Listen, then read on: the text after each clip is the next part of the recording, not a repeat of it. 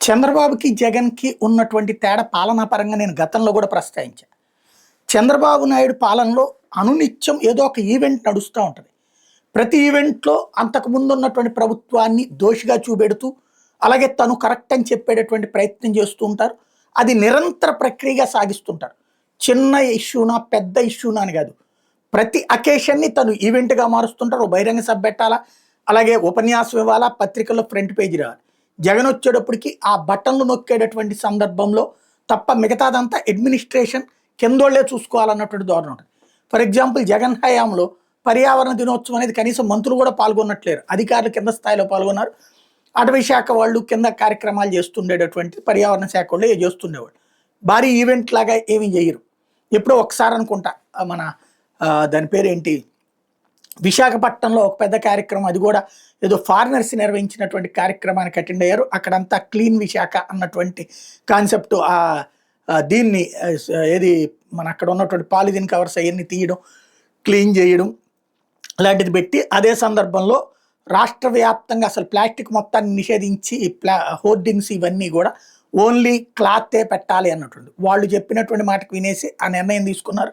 ఆ వెంటనే అసంతృప్తి వచ్చేటప్పటికి అది నిదానంగా ఒక నెల అని వాయిదా వేసి శాంతం తీసేశారు. ఇప్పుడు గుడ్డ ఈ పోయి మళ్ళీ పాత ప్లాస్టిక్ హోర్డింగ్లే అప్పటి నుంచి వస్తున్నాయి. అదొక్కసారే తను పర్యావరణానికి సంబంధించినటువంటి పెద్ద కార్యక్రమం నిర్వహించినట్టు గుర్తు నాకైతే.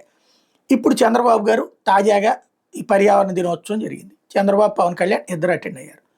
ఇక అసలు జగన్ టైంలో చెట్లు నరికేశారు. జగన్ టైంలో చెట్లు నరికేది ఎందుకు ఉంటుంది? హెలికాప్టర్లో పైనుంచి వెళ్తున్నా కింద చెట్లు నరికేస్తారు. హెలికాప్టర్ కిందకి దిగుతుంటే చెట్టు తగులుతుంటే పర్లేదులే, చెట్టు మీద ల్యాండ్ చేయమంటారా? ఆ ప్రాంతంలో చెట్ల కొమ్మలు నరుకుతారు, చెట్లు ఎవడో నరకడు. రెండోది వెళ్తున్నప్పుడు, ఇప్పుడు చంద్రబాబు గారు వెళ్తున్నప్పుడల్లా రోడ్డు మీదకి ఎట్లాగా వచ్చేసేటటువంటి చెట్లు ఉంచుతారా? ఆ కొమ్మలు నరుకుతారు.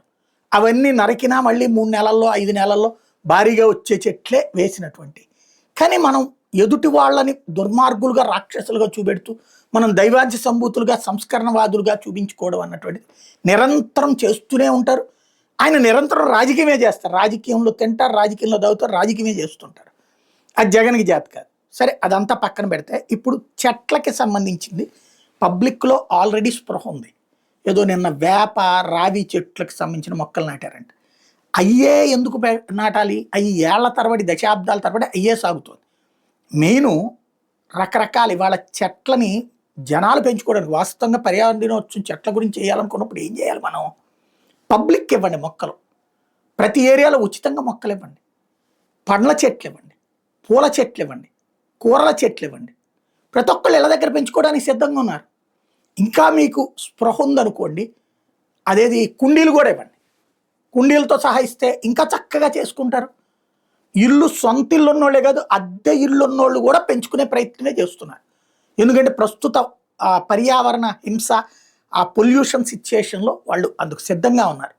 బాధ్యతగా ఆ పని చేయడం మానేసి దీన్ని రాజకీయాలకు వాడుకోవడం దండగా.